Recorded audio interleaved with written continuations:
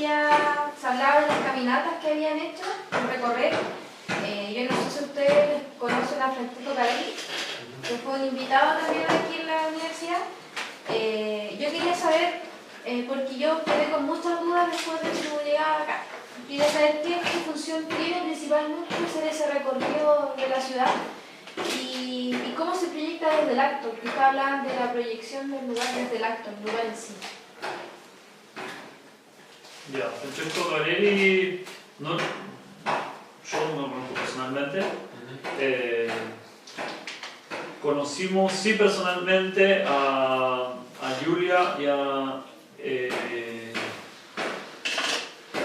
no me acuerdo el nombre, a Lorenzo. Ellos, Lorenzo era un gran amigo, o es, quizás sigue siendo, entiendo que nos están llamando también, de Francesco, y trabajaban juntos en Roma, en este proyecto que inició llamándose Stalker, Laboratorio Nómade, y tuvo distintos nombres. Ahora funcionan como dos proyectos distintos. Lorenzo y Julia están haciendo un proyecto que se llama Primavera Romana, que también tiene que ver con la idea de la deriva, ¿no? Como el caminar, en verdad. Y Francesco tiene ese libro muy lindo que se llama El caminar como práctica estética, del cual seguramente él habló. Y Camila Cúncar, que es la persona con la que nosotros trabajamos, que es la que nos invitó a este proyecto, en verdad, que ella lo había desarrollado acá en Santiago, había trabajado con Francesco allá, la había conocido allá haciendo una práctica. Entonces volvió como muy enamorada de este plan, nos lo contó y nos enamoró a todos de ese plan. Y entonces sí, la línea de Francesco Carelli es como una línea muy gruesa en la relación. Y como respecto a ese proyecto vos preguntás sobre la planificación. Claro, porque hay un tema que me inquieta, que es que cuando uno se va a recorrer la ciudad, aparecen múltiples contextos, múltiples lugares, múltiples situaciones, actores sociales. Entonces es como una bomba de información. Que me parece que usted habla mucho, analizan mucho los espacios, analizan mucho lo que sucede temporalmente, y me parece que cuando uno sale a hacer ese tipo de recorrido, aparece mucha información. Entonces, ¿cómo se llega a una gran idea de eso? ¿Cómo se materializa esa gran idea? Yo creo que particularmente en el caso de exploraciones, a ver, la dinámica un poco que han adoptado por lo menos las caminatas que hemos hecho nosotros a través de ciertos cursos de las universidades, siguen un poco la corriente de las derivas que, por decirlo, son un poco más planificadas. Es decir, tienen cierto programa de ruta, a pesar de que eso tiene cierta variabilidad en el camino, pretende llegar de un punto A a un punto B, ¿cierto? Desde el centro hasta el aeropuerto, en Santiago, etc.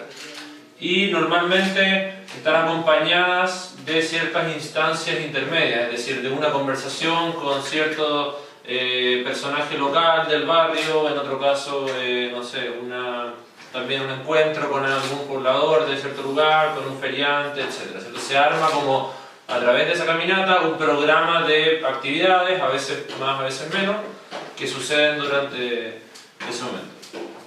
Yo creo que como el cierre de eso, como que es lo que engloba, por un lado se hacen trabajos cartográficos de como empezar a generar ciertos entendimientos del territorio a través de la deriva, es decir, se hacen distintas clases de mapeo por parte, en este caso, de los involucrados, muchas veces los alumnos, otras veces nosotros mismos, donde se van generando distintos entendimientos del territorio, y ese es como un poco el plan, que es entender y hacer lecturas de cierto contexto que no son concluyentes, ni que son muchas veces ni siquiera de acuerdos comunes, sino que más bien son amplias, son variadas, son diversas, ¿cierto? Y acogen ciertos distintos factores, por decirlo así. Sí, pero igual es como... Esa es una pregunta fundamental, y nos la hemos hecho mucho, como si exploraciones urbanas que hace su eje en el caminar y en el recorrer el territorio, como cuánta de su energía que la saca del caminar en horas de trabajo, en foco de atención, como la quieras medir, las dedica al problema de construir documentación, sea videos, sea álbumes fotográficos, sean catálogos, sean mapas, ¿no? Como sean textos. Y se han hecho distintos ejercicios al respecto. todos todavía muy prematuros, porque igual sigue estando el eje en el programa del caminar. Pero sí, o sea, no sé, ahí como incluso son discusiones internas, como hay gente que, o sea, la Camila, por ejemplo, es muy de la postura de caminemos, lo otro da lo mismo, caminemos, ¿no? Que tiene que ver más también con la escuela más de Francesco, que, o sea, que él lo dice, que es el caminar como práctica estética, donde el acto de caminar es la práctica estética, el acto de caminar es la que construye territorio y por ende comunidad. No sé, con Julia y con Lorenzo hablábamos y ellos tienen una visión más política del caminar.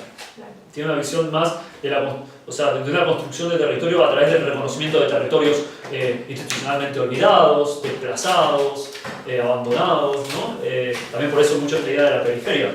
Pero en ese sentido la práctica deja de ser tan estética y pasa a ser más evidentemente política, al punto que Lorenzo termina presentándose a las preelecciones para ser alcalde de Roma, ¿no? Como a través de todas las comunidades y gente que logró vincular en ese caminar y por lo tanto ese territorio que logró construir, ¿no? Nosotros como que en verdad incluso dentro del grupo interno de Toma como que conviven de las dos visiones, de la gente que le gusta caminar porque goza caminando horas de un martes en la tarde por la ciudad y conociendo lugares que no conocía y se pone a jugar a la pelota cada vez que encuentra un lugar y ve y saca fotos y le gusta y respira, no sé qué. Y otros que son, entre los que me incluyo, como que, no sé, como que igual le exigen a la acción una posición como crítica a nivel político, a nivel social, a nivel territorial, a nivel comunitario, a nivel urbano, no sé cómo sea. Y entonces esa visión crítica parece requerir de la construcción de ciertos documentos, ¿no? Que siempre son muy difíciles de hacer, en verdad. Muy trabajosos y muy difíciles de hacer. Como que tenemos en deuda algo, yo también considero, estoy de acuerdo con lo que dice Leo, como tenemos esa deuda pendiente de transformar esos como registros, por decirlo de manera muy amplia, en herramientas de trabajo posterior, o sea, de que frente a eso se siga trabajando. Creemos como que ahí hay una parte que nos parecía súper interesante, que fue como casi como la que nos conmovió inicialmente el proyecto, que pocas veces lo hemos adaptado, que como de generar comprensiones colectivas del territorio. Lo interesante que eso tiene, ¿cierto? Que es como, ya no es el Estado que entiende tu barrio y frente a eso planifica, sino que entre todos entendamos lo que es nuestro territorio, de qué está compuesto, para luego, ¿cierto?, generar acciones sobre eso. Siguiendo un poco con eso, yo tengo una duda. Ustedes, como, lo que están haciendo por lo general es como más bien experimental. Entonces, surge esta duda que en cuanto a las intervenciones, ¿qué incidencia creen ustedes que tienen en la comunidad estas intervenciones? ¿Es más bien experimental para su experiencia propia o de qué tipo? ¿De qué punto de vista? Yo ahí, como una lectura de la pregunta que responde un poquito nomás, que es que nuestros proyectos no trabajan con comunidades preexistentes. O sea, por lo menos hasta ahora no se dio la ocasión, ¿verdad? Sí hemos tenido contacto y hemos hecho algunas cosas con ciertas comunidades preexistentes, en el caso de alguna toma de un colegio que ha habido y ahí existía, esa comunidad ya estaba armada y nosotros fuimos y colaboramos de una manera muy tangencial. Y tuve la oportunidad de hacer ciertas reflexiones sobre eso, pero después todos los proyectos finalmente lo que se proponen es como construir una comunidad experimental de alguna manera, ¿no? Y por comunidad entendemos algo, o sea, en ese caso estamos usando la palabra comunidad con mucha liviandad, ¿no? Como un grupo de gente que se conoce posiblemente a lo largo del proyecto, sea en su gestión, en su diseño o en su activación, y empieza a participar de la colectividad esta que se vincula en pos de este proyecto y en pos de sí misma, ¿no? Y de empoderarse respecto al proyecto y que el proyecto lo nutra a ellos. Entonces ahí como que territorio, comunidad y por ende proyecto como que se entremezclan un montón, ¿no? Y como los proyectos son de esa gente, nosotros somos como ciertos insuflos de energía y entregamos ciertos mapeos de organización para que las cosas sucedan. Y obvio que bueno, estamos empujando, pero después los proyectos se terminan siendo muy de los otros también, muy de esos todos, que no existían previamente como todos y posiblemente no trascienden a los proyectos, no es que sea una comunidad y esa comunidad que participó de este proyecto en el comedor, después no se quiere ir de GAM porque quiere seguir comiendo. Esa comunidad se vuelve cada uno a su casa, pero se quedan vinculados a través de este acto, ¿no? Entonces, también por eso tiene que ver con esto de poner a circular después los proyectos, porque entonces le das la oportunidad a esa gente de volver a vincularse, de volver a pedir ciertas cosas, a exigir ciertas cosas. Entonces, nosotros nunca terminamos de entender si nuestros proyectos como esta cosa de si le sirven o no le sirven a esa comunidad, ¿no? Como, lo que sí nosotros creemos es que pone en juego la pregunta, ¿entendés? Pone en juego la pregunta sobre qué hay que hacer en tal lugar, como, si está, como qué lectura, como de quién es un lugar, quiénes lo pueden usar y quiénes no lo pueden usar, para qué hay que usarlo, como cuáles son las disputas de poderes que hay. Eso podría ser como un punto de vista posterior para, no sé, proyectos que tengan después en cuanto a arquitectura, digamos, más concreta. ¿Podría ser un punto de vista de ustedes? ¿Se podría decir eso, no? ¿Cómo sería eso? De esto que es más experimental, de estar en comunidad, no sé, que la comunidad se haga parte de un proyecto. ¿De qué forma más o menos ustedes lo ven? No sé si es de alguna forma que se puede como relacionar para un futuro, por ejemplo. Ya hablaban anteriormente en la charla de estar como ya más estable, qué sé yo. No sé si... Bueno, creo que es justo, por ejemplo, ayer nos reunimos con la gente de 1000 metros y Nacho hablaba mucho de eso, ¿no? Como de si esta participación y ocupación temporal de espacio, y este armado de esta colectividad temporal asociada a un proyecto, un espacio, incide ya no en la instancia temporal, sino incide en alguna agenda más trascendental a nivel temporal, ¿sí? Incide en la agenda del programa o el edificio que sucederá en ese espacio, o el proyecto urbano, o la modificación de legislación, lo que sea. Como si realmente existe esa cosa, si se articula. Hemos tenido experiencias distintas en realidad en cada proyecto, como en donde todos creemos que sí, los proyectos empoderan a la comunidad y interfieren en la agenda posterior de esos espacios y de esos actores involucrados. Pero no es que es directamente, no es que, por ejemplo, no sé, en el proyecto del sitio, por ejemplo, que demostramos, finalmente el proyecto del sitio no sucede como ese nombre, no sucede con los actores que nosotros teníamos considerados, no sucede de la forma que nosotros teníamos considerado, pero sucede algo muy parecido. Otro área de la municipalidad ve nuestro proyecto y hace suceder otra cosa con otros actores de otra manera, pero activa el terreno, hace varias de las actividades que nosotros teníamos pensadas y otras que nosotros ni habíamos pensado, yo qué sé. Entonces, nuestro proyecto igual incidió en la agenda de la política pública de la municipalidad, por ejemplo, en ese caso. Nosotros ni estuvimos, y nunca nos invitaron después, ¿no? No sé, porque igual claramente quedó algo que quizás ellos consideran regio. A mí nosotros se me invitaron, encantados de ir, ¿entendés? Como a ver el lugar, a que nos cuenten, a contar lo que nosotros habíamos pensado. Claro, pero ellos, bueno, los políticos se complican un poco más a veces. Entonces ahí, por ejemplo, se incidió, pero igual se incidió de parte de nosotros, porque ahí todavía la comunidad no estaba muy animada, ¿verdad? En el caso de lo de 1000 metros cuadrados, o en el caso de Diana, mucho menos, lamentablemente, ¿verdad? Como 1000 metros es cosa al punto tal de que se demolió. Pero, por ejemplo, la municipalidad, otra vez, 1000 metros cuadrados era un lugar privado, donde había un dueño y después había unos arrendatarios, nosotros éramos como los subarrendatarios casi. Pero por ejemplo ahora, esto está en Providencia también, la misma Universidad de Providencia termina comprando unas propiedades a 5 cuadras, 1000 metros cuadrados y a 10 cuadras del sitio, como en el medio, y quiere hacer un centro cultural comunitario ahora, retomando un poco incluso la agenda de 1000 metros cuadrados, que no era nuestra, que era de otra gente, incluso de la cual nosotros fuimos una parte nomás. Pero entonces otra vez incide en una política pública, incide en la compra de millones de dólares de compra de propiedades, media manzana en Providencia, un edificio patrimonial incluso, para el desarrollo de una agenda programática muy parecida a la que se estaba desarrollando en 1000 metros cuadrados en Factory Italia, ¿no? Entonces, ahí otra vez se incide, y ahí sí es la comunidad empoderada, porque es mucha gente, no sé cuánta gente participó de 1000 metros cuadrados, cientos de personas de una manera o de otra, que son parte de la vida pública activa de Providencia, y el municipio tiene que responder, porque ese lugar está demolido, y hay como una necesidad latente, social, en Providencia de queremos mejor circuito cultural, queremos más espacios culturales, abran espacios para que se puedan producir contenidos. Como están abiertos hoy no nos sirven, hay que hablarlo de otra manera, somos más informales que ustedes, no nos pueden pedir que rellenemos formularios para hacer algo, pero hacemos las cosas de otra manera, etc. Entonces, ahí sí hay una comunidad empoderada, pero que no la podés reunir. No es que vas y tocas un timbre y ahí está la comunidad de lo que fue Factory Italia. Esa comunidad está cada uno en sus casas, algunos se conocen, otros no, es como más una red en ese sentido, bastante poco visible. Pero en ese caso siempre, en el caso de GAM, menos, pero hay mucha gente que le encantó cuando el proyecto cerraba, la gente decía no se vayan, por favor, posiblemente el proyecto vuelva a suceder porque tuvo muy buena imagen pública, porque a GAM le sirve también como acto de memoria, no sé qué, entonces, no sé, también es como, también en el caso de Kim, las 12.000 personas que almorzaron en el comedor ese, ¿dónde están? No tengo idea, yo conozco a 8. Pero no sé, nos llaman, quiero comprarles la bandeja, quiero comprarles la mesa, ojalá lo vuelvan a hacer, así que, y sabemos que si lo vuelven a hacer, muchas van a volver. Entonces esa comunidad, en realidad lo que le falta es un territorio, un ecosistema, un mecanismo para reunirse otra vez, ¿no? Porque las comunidades sin territorio son demasiado virtuales, ¿no?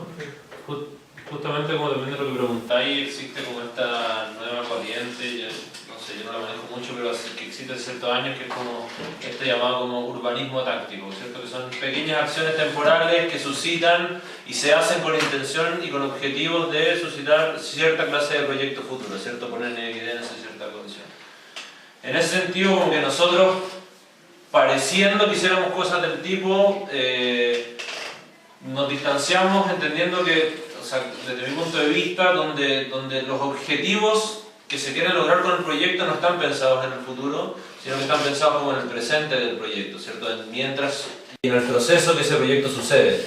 No hay un fin mayor que queramos conseguir, ni esperar de que la Plaza del GAM tenga un comedor efectivamente temporal, ni tampoco queríamos que la Municipalidad de Providencia, ¿cierto?, nos construyera un centro cultural para siempre de ladrillo.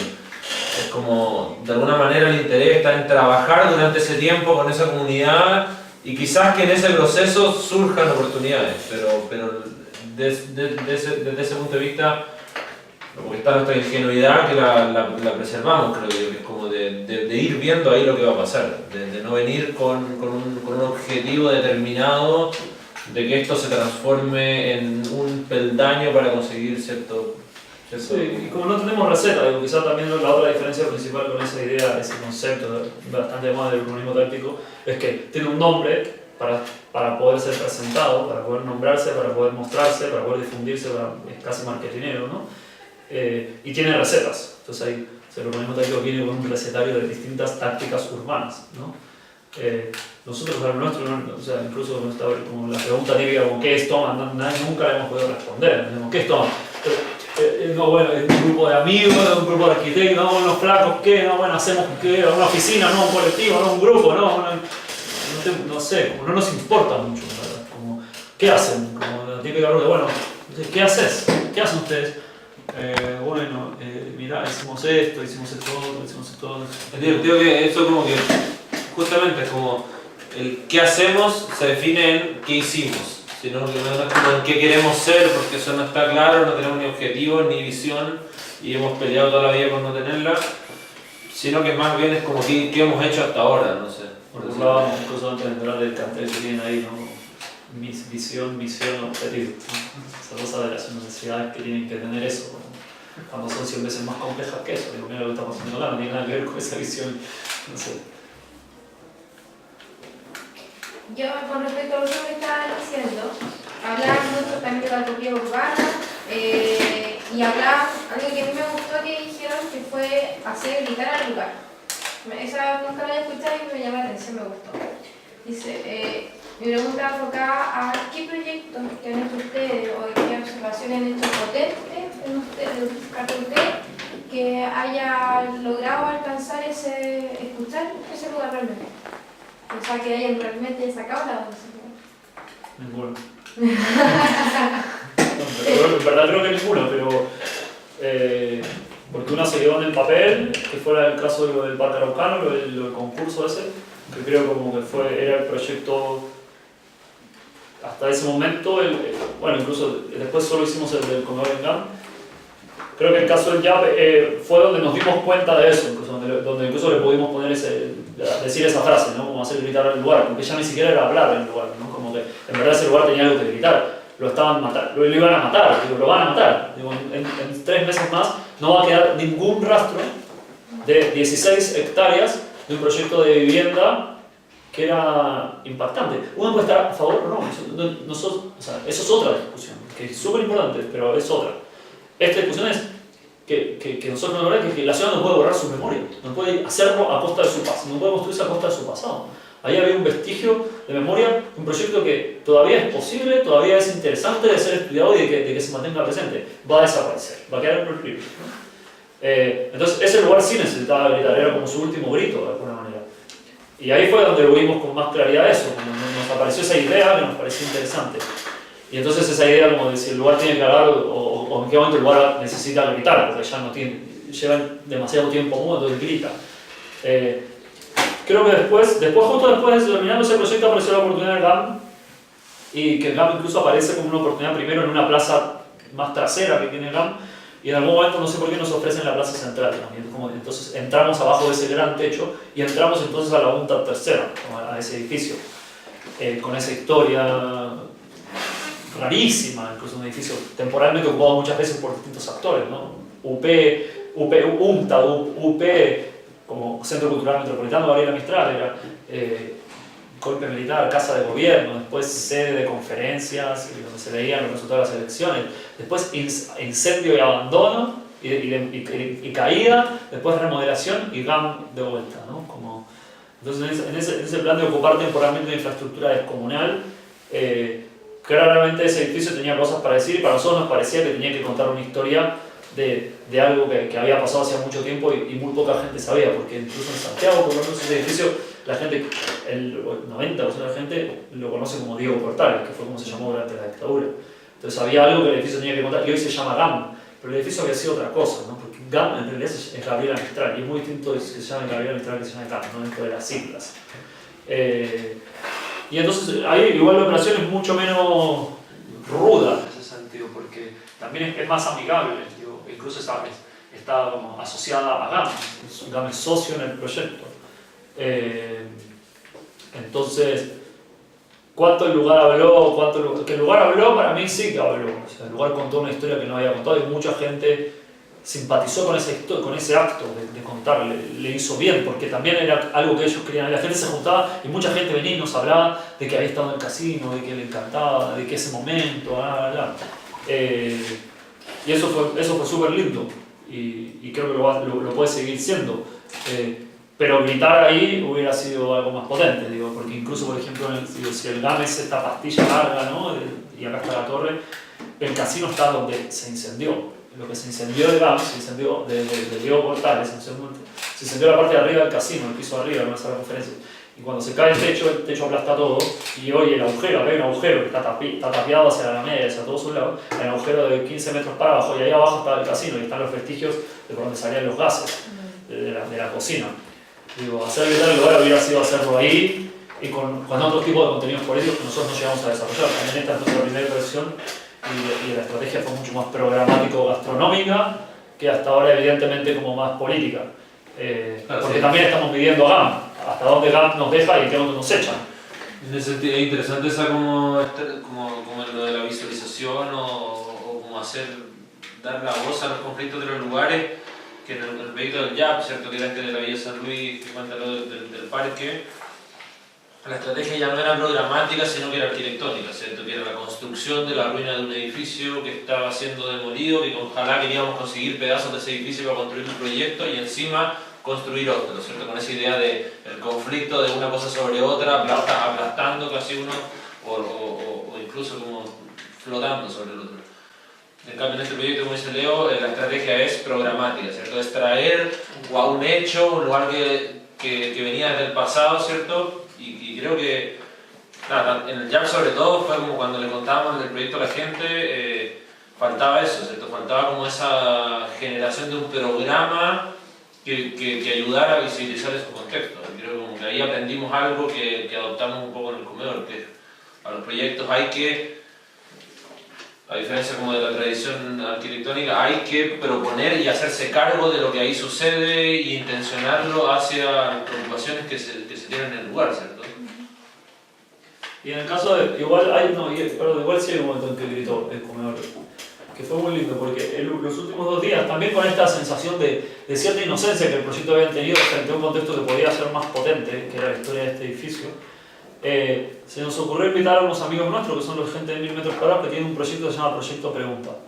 Es una estructura metálica muy linda, muy grande, que se mueve, que viene con unos papeles de este tamaño, donde la gente puede hacer preguntas. Y las preguntas se publican ahí en grande con unas letras grandes, que es muy analógico, muy manual. Y el proyecto de pregunta funciona que vos haces una pregunta, o sea, el proyecto hace una pregunta y las respuestas son preguntas. Entonces, como ¿qué le preguntarías a? Y la gente responde con preguntas. Entonces siempre son preguntas y se publican preguntas. Y entonces siempre tiene mucho que ver con su localización el proyecto de preguntas. Como, no sé, venían a estar en Chaco, en la feria de arte, esta feria comercial de arte. Entonces era ¿qué le preguntarías al arte? ¿Qué le preguntarías a los artistas? ¿Qué le preguntarías a las instituciones culturales? No sé qué.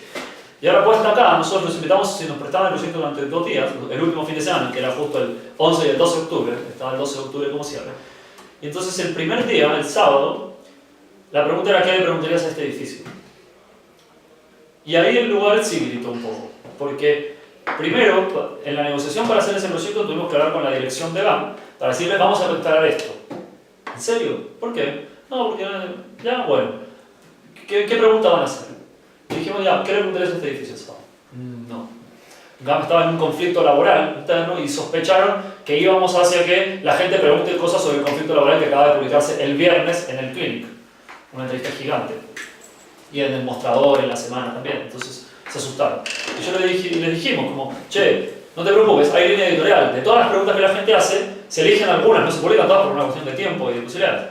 Si querés, o sea, podemos tener un filtro y no vamos a poner preguntas agresivas. Digo, ¿por qué Alejandra Wood gana 9 palos? No vamos a poner eso, porque no queremos fomentar ese nivel de conflicto. Cuestión que lo que y dijeron: ya listo, mándennos cada pregunta que van a publicar, nos la mandan por no, como cada 15 minutos. Sí, bueno, ya. Entonces funcionamos con una especie de comité editorial, no se sabía si represor en paralelo. Empezamos a acumular preguntas y en un momento tipo 5 de la tarde, ya medio cansados, habíamos acumulado preguntas y había muchas que atacaban un problema, que es que si esta es la plaza central y acá está la Alameda, acá está Puma, ¿no? Hay una tienda de Puma dentro de un edificio público. Y ya habíamos acumulado 5 o 6 preguntas que preguntaban como: ¿por qué tiene que estar Puma? Y si en vez de Puma hubiera un cine, ¿no? Entonces, en alguna descoordinación se publicó una pregunta. Descoordinación, no, supercoordinación, depende de cómo lo miren. Acá estaba Puma, acá estaba el administrador de Puma mirando para este lado y acá estaba el proyecto de preguntas mirando a Puma, ¿no? Así estaba armado. Entonces se publicó: ¿por qué en vez de Puma no hay un cine? La pregunta estuvo a los 10 segundos, salió el flaco de Puma, que era un mono de 1,90 m, empujó a un par de personas y sacó algunas letras para como intentando que se deje de entender la pregunta. A su vez otro llamó al director de programación de GAM. El director de programación de GAM llamó a la programadora a cargo de nuestro, para que, como nuestra contraparte. Nos llamaron a mí, por ejemplo, en ese momento, yo estaba tomando una cerveza acá a 2 cuadras, pero ¿qué onda está quedando grabada? Publicaron cualquier cosa, ¿cómo le van a dar a Puma? Corriendo para acá, no sé qué, viendo qué pasó. La pregunta ya no estaba, ya la habían cambiado. Y entonces tuvimos que ir a hablar con el flaco a pedirle disculpas primero. Pero en el acto de pedirle disculpas y de también entender lo que había pasado, nos damos cuenta que en verdad eso es muy loco lo que acaba de pasar, ¿no? Como que se armó una línea, el lugar dijo algo que quería decir, que mucha gente, que todos pensamos, digo, vos vas a, y lo primero que decís: ¿qué mierda hace Puma? ¿Qué hace? ¿Por qué? Es como que haya un cartel de minera escondida, que es otro mecanismo de financiamiento que tiene GAM. ¿Por qué tiene una tienda Puma? Porque hay una librería de libros de arte que tiene fines comerciales, pero bueno, son libros de arte, pero Puma. Abajo hay otro que es un lugar de venta de vino. Puta, ya con un hilo podés vincular el vino y la cultura, pero dale, pasa. Pero Puma, ahora que no querés. Y el lugar, puta, y ahí fue un momento en que el lugar dijo algo como diciendo: puta, acá hay un problema, yo tengo un problema, soy este edificio y tengo un problema. Y bajó, ¿no?, una línea represiva, ¿no?, en la cual nosotros fuimos cómplices incluso. Nosotros, los chicos que estaban a cargo de ese momento, cambiaron la pregunta. Uno, se podía cortar en distintos lugares esa represión, ¿no? Este tipo podría haber dicho: no me molesta. Este tipo, el director de programación podría haber dicho: no te cambio la pregunta. La chica, nuestra contraparte, podría haber dicho: no voy a hacer eso. Nosotros podríamos dicho: no la voy a cambiar y estar dispuestos a golpearnos con el matón. O podíamos cambiarla, y se cambió. Y mientras se cambiaba, una persona dijo como: no la cambien, están siendo cómplices. Y bueno, igual se cambió. Entonces, y le hemos dado varias vueltas a esa situación, ¿no? Pero en ese caso fue un lugar, a través de un proyecto dentro de un proyecto, que cuestionó un lugar y lo hizo decir una cosa que todo el mundo dice en el lugar, pero que no se puede decir públicamente, porque este proyecto tiene una posibilidad, que es vuelve público, la gente le saca fotos, la sube a internet, dijo algo como que todos dicen, pero que hay que decirlo un poco bajo. Y fue un momento interesante eso. Una pregunta para comunidad de antes. ¿Qué condiciones debe cumplir un lugar intervenido? ¿Debe tener un contexto histórico o simplemente son coincidencias que le han sucedido, por ejemplo, cuando caminaban?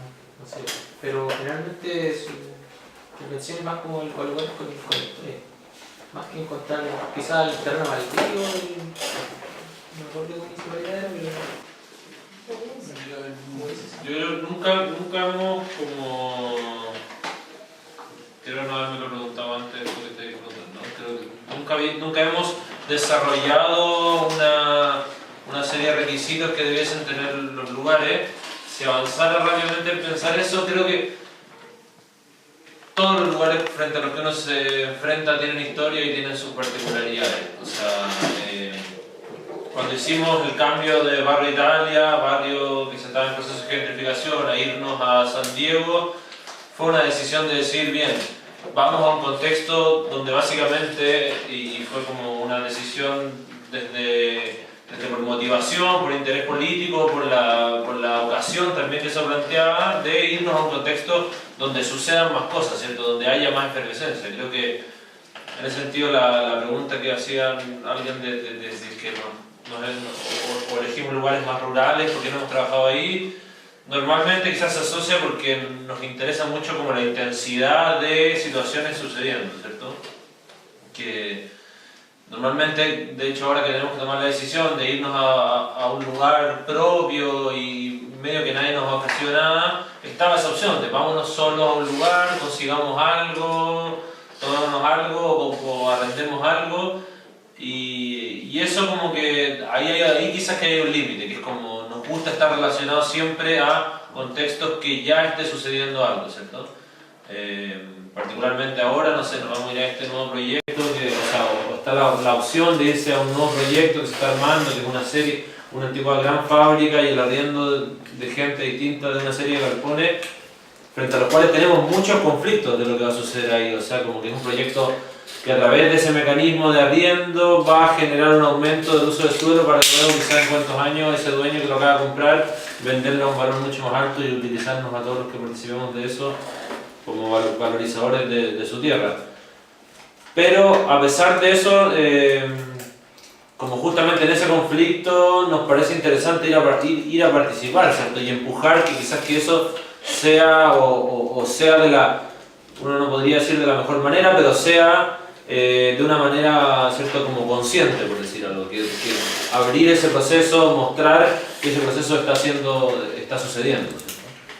Sí, creo que está buena tu pregunta porque nosotros al principio no lo hacíamos tanto, preocuparnos por cuál era la historia del lugar, y tiene que ver con eso de hacer hablar el lugar, no hacer hablar el lugar es, o sea, alguien habla y lo que te cuenta es su historia, de sus problemas o sus grandes momentos de su historia, ¿no? Como ayer me pisó un auto, o se murió mi hermana, o ayer me enamoré de una chica, o ayer me compré un auto.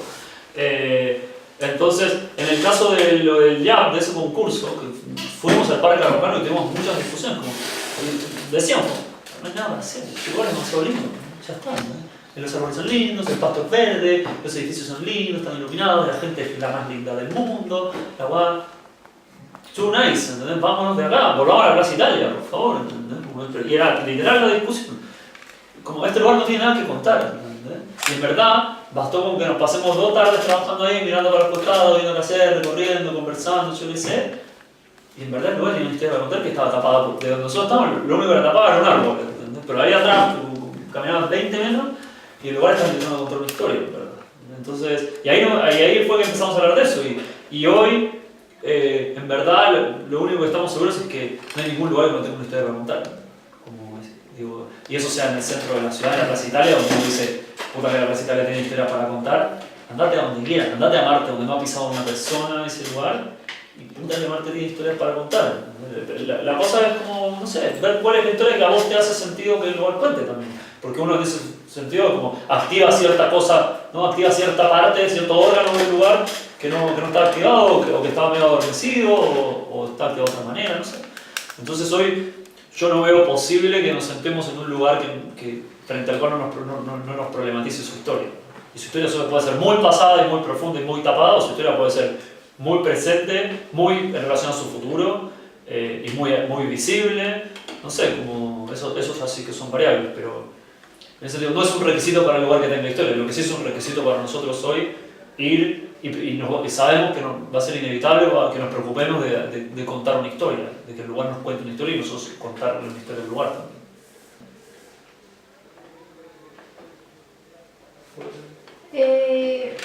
Haciendo como un cruce entre la charla de Denis Santana con usted, aparecía un concepto del espacio público y del espacio abandonado.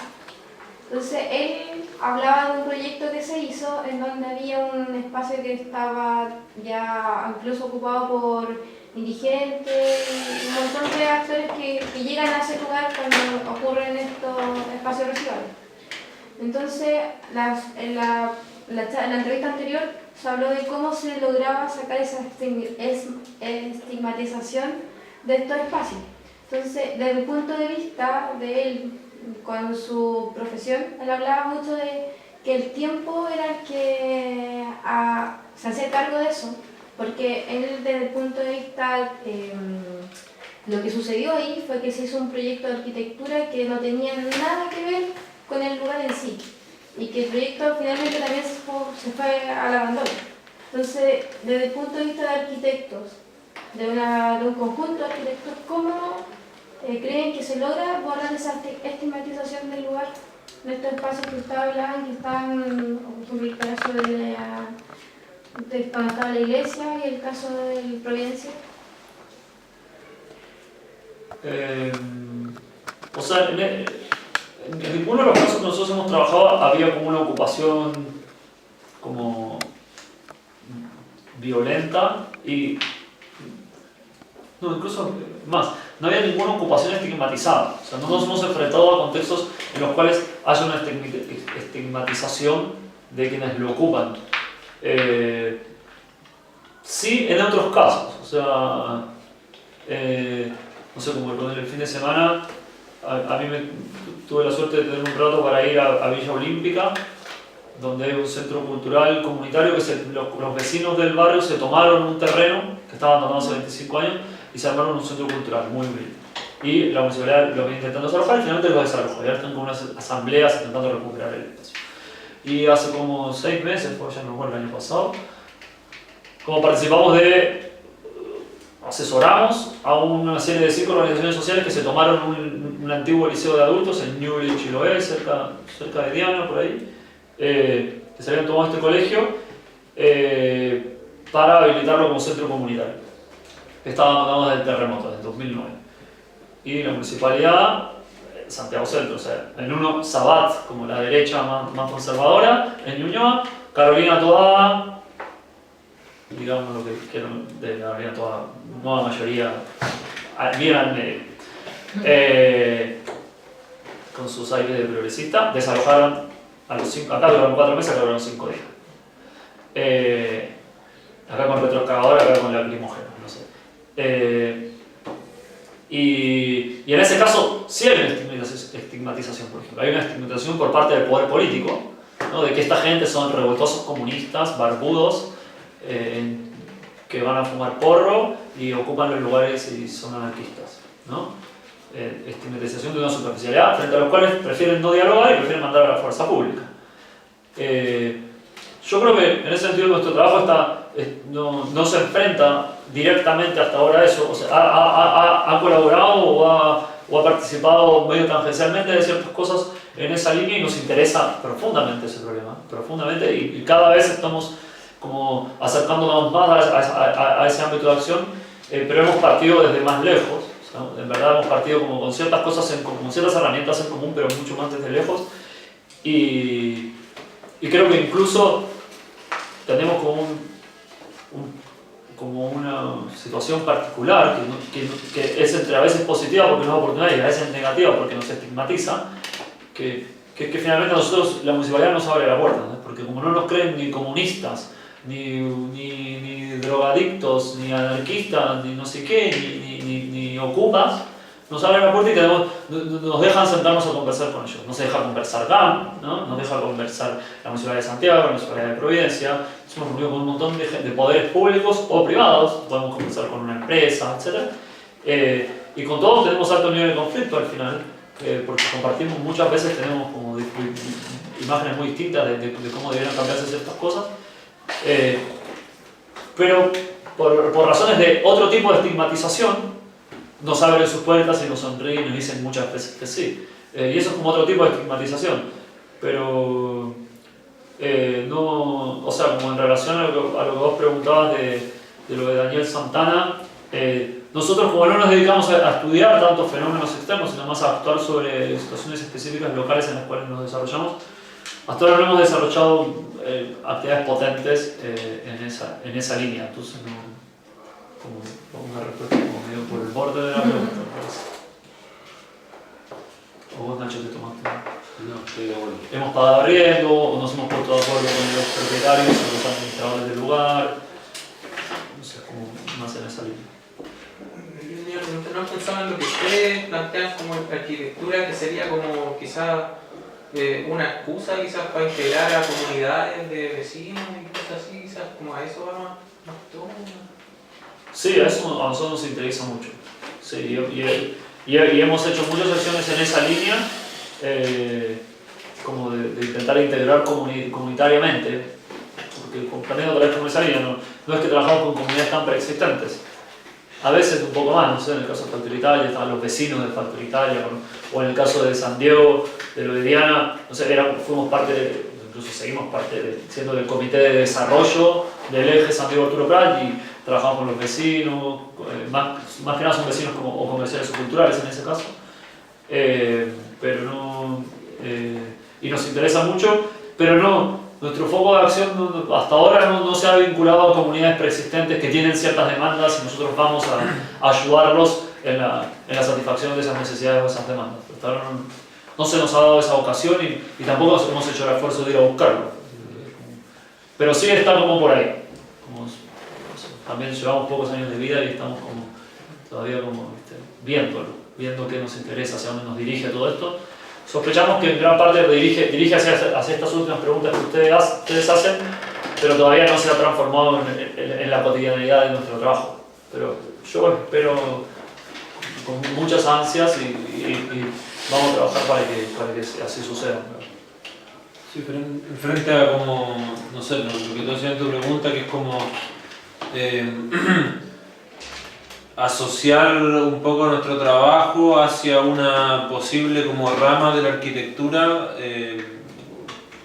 justamente como intentamos como arquitectos y como una reflexión que un poco tenemos sobre la disciplina de pensar que más que nosotros ser una parte de lo que es la arquitectura como profesión, nosotros, no sé, utilizamos la arquitectura en nuestros proyectos, ¿cierto? Tanto como para hacer como un diagrama, como para juntarse con alguien, como para hacer una propuesta o como para realizar una actividad, ¿cierto? De alguna manera la arquitectura la utilizamos como herramienta de organización, como mencionaba Leo en la charla, constantemente. Y si es a veces de organización de gente, u otras veces de organización de recursos, u otras veces de organización de elementos de un contexto.